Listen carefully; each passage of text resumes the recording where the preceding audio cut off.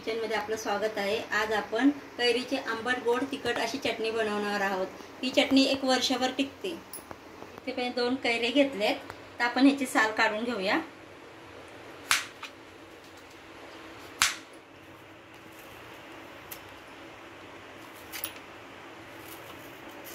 इथे आपले साल काढून झाले, आता आपण फोड करून घेऊया।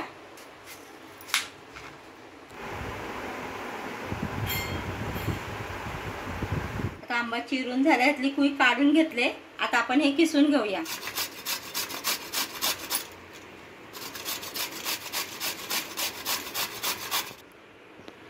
इथे आपली कैरी किसून झाले। आता पॅन मध्ये कैरी किस टाकूया। जेवढा किस घेतलाय तेवढंच आपण गूळ घेणार आहोत। म्हणजे 1 वाटी किस असेल तर 1 वाटी गूळ घ्यायचा। तर आपण गूळ घेऊया। जेवढी वाटी कैरीचा किस घेतलाय तेवढीच वाटी गूळ घेतलाय। तुम्ही गुळाऐवजी साखर सुद्धा घेऊ शकता।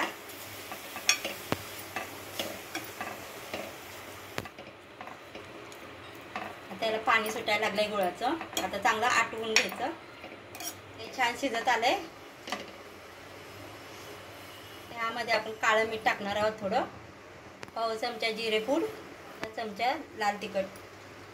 हे सर्व मिक्स करून घेऊया।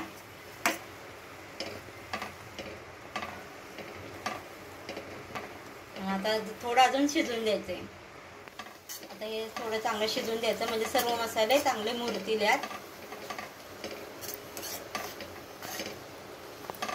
हे छान घट्ट झाले।